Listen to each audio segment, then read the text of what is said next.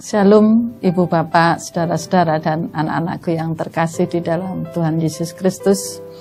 Puji Tuhan jikalau sampai dengan saat ini kita masih diberikan kesehatan dan nafas kehidupan oleh Tuhan dan diperkenankan untuk boleh bertemu kembali dalam program Sapaan Harian GKJ Panahan. Sebelum kita belajar kebenaran firman Tuhan, mari kita berdoa. Kami hantarkan. Kami datang menghadap kehadirat-Mu yang kudus ya Allah. Sungguh kami bersyukur dan berterima kasih jikalau sampai dengan saat ini Engkau Allah yang setia memelihara kehidupan kami. Terima kasih Tuhan atas istirahat cukup pemberian-Mu. Terima kasih karena Tuhan boleh membangunkan kami dengan badan yang sehat dan segar dengan kekuatan baru pemberian Tuhan. Dan sebelum kami memulai hidup baru pemberian Tuhan hari ini, kami tidak belajar kebenaran firman-Mu. Untuk itu Tuhan, kami mohonkan berkat pertolongan-Mu, mampukan kami untuk boleh mengerti apa yang menjadi kehendak-Mu melalui firman-Mu. Dan hamba-Mu yang penuh dengan kekurangan ini Tuhan, kami mohon hikmat-Mu untuk boleh menyampaikan seturut dengan kehendak-Mu. Terima kasih Tuhan, kami menaikkan segenap doa syukur dan pengharapan kami ini dalam nama Tuhan kami Yesus Kristus, Allah kami yang hidup. Amin.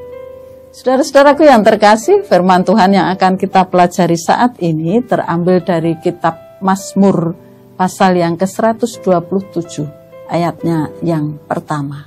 Demikian bunyi firman Tuhan. Jikalau bukan Tuhan yang membangun rumah, sia-sialah usaha orang yang membangunnya. Jikalau bukan Tuhan yang mengawal kota, sia-sialah pengawal berjaga-jaga. Renungan ini saya beri judul Ketika Tuhan Membangun Rumah Kita. Saudara-saudara yang terkasih, memiliki sebuah rumah merupakan kerinduan setiap orang tentunya. Rumah menjadi kebutuhan utama dan pertama. Untuk itu maka kerinduan untuk memiliki rumah sendiri tidak pernah surut sampai itu menjadi suatu kenyataan. Kerinduan ini memang sulit ditawar karena semua orang tentunya membutuhkan tempat untuk bernaung. Tentunya mereka akan merasa puas apabila memiliki rumah sendiri. Dan apabila cita-cita untuk memiliki rumah telah terpenuhi, maka sebelum rumah itu ditempati, ada tradisi Jawa yang dikenal dengan istilah slup-slupan. Pun demikian juga ada yang mengadakan pemberkatan rumah. Hal ini bertujuan dan mempunyai pengharapan yaitu agar rumah yang akan ditempati nantinya akan membawa berkat bagi keluarga dan tentunya menjadi keluarga itu sebagai kesaksian saksi Kristus di sekitar mereka. Kemudian apa arti sebuah rumah? Rumah lebih dari sekedar atap untuk menjaga hujan, lantai untuk mencegah angin dingin, dan dinding untuk mencegah angin. Namun, rumah adalah sebagai tempat untuk berdoa, di mana misbah keluarga dan renungan harian dilakukan setiap hari bagi keluarga tersebut. Rumah juga suatu tempat bagi keluarga untuk saling mengasihi dan bersatu. Rumah juga menjadi terang bagi masyarakat sekitar. Saudara-saudaraku yang terkasih, firman Tuhan yang kita pelajari saat ini membahas tentang keluarga. Dalam Mazmur pasal yang ke-127 ini termasuk salah satu yang paling jelas berbicara tentang keterlibatan Tuhan dalam sebuah keluarga. Dalam hal ini, Allah begitu peduli dengan hal yang sekiranya terlihat kecil, yaitu keluarga. Karena di mata Allah, keluarga itu penting. Pemazmur berkata, jika bukan Tuhan yang membangun rumah, jadi Tuhanlah yang membangun, bukan sekedar dilibatkan dalam pembangunan. Namun Tuhanlah yang adalah aktor utama. Tuhan sebagai kontraktornya. Hal ini yang sama berlaku juga pada penjagaan kota. Tuhan bukan sekedar membantu para penjaga kota, namun Tuhan sendiri yang menjaganya. Betapa hebatnya Tuhan kita. Untuk itu bersyukurlah kita. Saudara-saudaraku yang terkasih, dan ketika Tuhan sudah membangun rumah kita, Tuhan sudah membangun keluarga kita, kemudian apa yang harus kita lakukan selaku anak-anak Tuhan?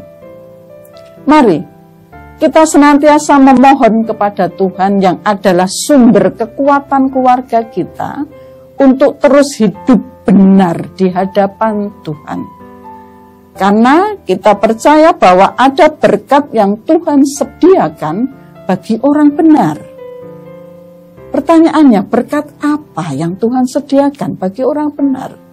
Yang pertama, berkat dalam keluarga. Sebagaimana nats yang kita baca tadi, bahwa jika bukan Tuhan yang membangun rumah atau keluarga, maka sia-sialah orang yang membangunnya. Karena itu, jadikan Tuhan prioritas utama dalam keluarga kita. Undanglah hadirat Tuhan dalam keluarga setiap hari dengan membangun mezbah doa. Di mana ada hadirat Tuhan, sesuatu pasti terjadi.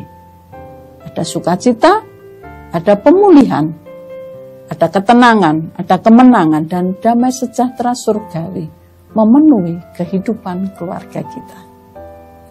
Orang yang hidup dalam kebenaran akan tetap mengalami berkat Tuhan, sekalipun mereka berada di tengah guncangan.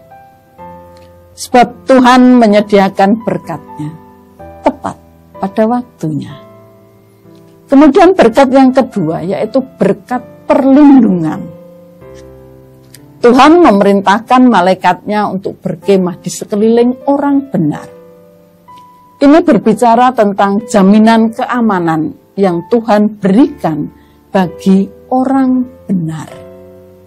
Berada di tengah dunia yang penuh dengan gelora ini, serba tidak aman dan juga menakutkan, orang benar mendapatkan jaminan penyertaan dan pembelaan dari Tuhan. Saudara-saudaraku yang terkasih, saat ini kita memasuki masa bulan keluarga. Kita diingatkan kembali bahwa keluarga adalah tempat bagi seorang anak untuk mengenali siapa Tuhan yang mereka sembah. Mereka perlu melihat dengan nyata akan kekuatan Tuhan dalam pengalaman hidup keluarga ketika menghadapi persoalan. Orang tua perlu menceritakan bahwa bahkan memberikan teladan bahwa Tuhan ada bersama dengan keluarga kita. Dan di saat melewati berbagai badai hidup, Tuhan ada bersama dengan keluarga. Akhir kata, selamat menghayati masa bulan keluarga.